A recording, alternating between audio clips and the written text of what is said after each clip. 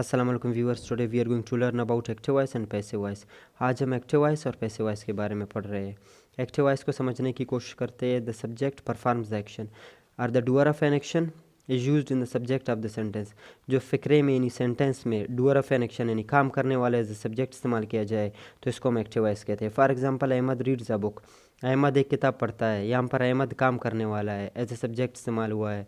और अहमद इस सेंटेंस में सब्जेक्ट है यानी डूअर ऑफ एन एक्शन है, तो इसको हम कहते हैं एक्टिव वॉइस। अहमद सब्जेक्ट है, वर्ब रीड वर्ब है, और हमारे पास ऑब्जेक्ट है book. Passive voice, the subject is being acted upon. जो सब्जेक्ट है यानी काम करने वाला है, उस पर यहाँ पर काम की जा रही है, ये काम हो रही है। और affected person or thing is used as subject. जो मुतासर शख्स या चीज़ है जिस पर काम हो रहा है और उसको सब्जेक्ट इस्तेमाल किया जाए, उसको हम कहते हैं पैसिव वॉइस। यानी सिंपल वर्ड्स में जो हमारे पिछले सेंटेंस में बुक है यानी जो ऑब्जेक्ट है, उसको पैसिव वॉइस के सेंटेंस में एज ए सब्जेक्ट इस्तेमाल की जाए तो इसको हम पैसिव वॉइस कहते हैं। For example, a book is read by Ahmad. एक किताब अहमद के ज़रिए पढ़ा जाता है।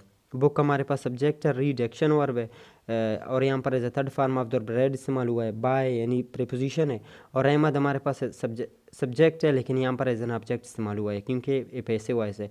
सब्जेक्ट को हम ऑब्जेक्ट के साथ चेंज करते हैं। ये था एक्टिव वॉइस और पैसिव वॉइस का डेफिनेशन। अब आते हैं रूल्स की जानिब। यानी एक्टिव वॉइस को पैसिव वॉइस में चेंज करने के लिए हम किस तरह के रूल्स अपनाते हैं। सबसे पहला रूल है, subject is used in the place of object. जो सब्जेक्ट यानी काम करने वाला है उसको ऑब्जेक्ट की जगह पर इस्तेमाल किया जाए, और जो ऑब्जेक्ट है वो उसको सब्जेक्ट की जगह पर इस्तेमाल किया जाए, यानी object is used in the place of subject. और थर्ड रूल है हमारा, past participle in third form of the verb is used in all passive voice. यानी जितने भी पैसिव सेंटेंसेस है उसमें हम third form of the verb यानी पास्ट पार्टिसिपल का इस्तेमाल करते हैं। फोर्थ रूल है, preposition by used after third form of the verb. Preposition by का इस्तेमाल किया जाता है third form of the verb के बाद। और हमारा फिफ्थ रूल है, टेंस चेंजिंग, यानी हम टेंसेस को भी चेंज करते हैं। एक एग्जांपल के मुताबिक समझेंगे, ई वॉचेज अ मूवी। वो एक मूवी देखता है, एक्टिव वॉइस है क्योंकि यहाँ पर काम करने वाला एज ए सब्जेक्ट इस्तेमाल हुआ है, ई है, और इसका एक्शन है वॉच, और मूवी एज ऑब्जेक्ट इस्तेमाल हुआ है। अब इसको चेंज करने के लिए यही रूल्स अपनाते हैं। फॉर एग्जांपल, सब्जेक्ट को ऑब्जेक्ट की जगह पर ले आएंगे और ऑब्जेक्ट को सब्जेक्ट की जगह पर ले आएंगे। अगर ऑब्जेक्ट हो मूवी तो इसको सब्जेक्ट पर ले आएंगे। आ मूवी प्रेजेंट इंडेफिनिट टेंस को प्रेजेंट कंटिन्यूअस टेंस के हेल्पिंग वर्ब के साथ चेंज करेंगे। मूवी सिंगुलर है तो इसके साथ इज का इस्तेमाल करेंगे। और वॉच यानी first form of the verb, इसका third form of the verb है वॉच्ड, यानी पास्ट पार्टिसिपल इस्तेमाल करेंगे वॉच्ड। और third form of the verb के बाद हम बाय का इस्तेमाल करेंगे।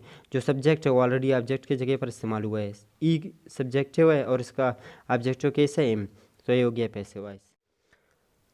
Y to use passive voice. Passive voice को क्यों इस्तेमाल किया जाए, इनकी वजूहत क्या है। इसका तीन अहम वजह है।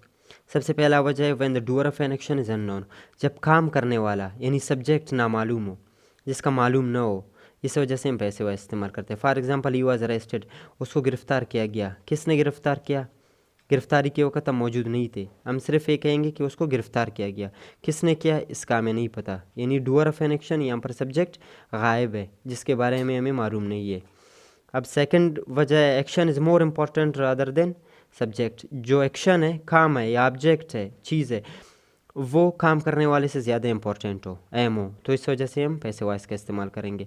For example, schools are being constructed. School तामीर किए जा रहे हैं। कौन तामीर कर रहा है, गवर्नमेंट तामीर कर रहा है। जो भी तामीर कर रहे हैं वो तामीर करने वाले हमारे लिए इंपॉर्टेंट नहीं है, लेकिन स्कूल ज़्यादा इंपॉर्टेंट है। स्कूल्स की कंस्ट्रक्शन बहुत ज़्यादा इंपॉर्टेंट है, यानी स्कूल की तामीर होने की अमल बहुत ज़्यादा इंपॉर्टेंट है। इस वजह से हम पैसिव वॉइस का इस्तेमाल करते हैं। थर्ड रीज़न है, वजह है, वो है when the subject is obvious.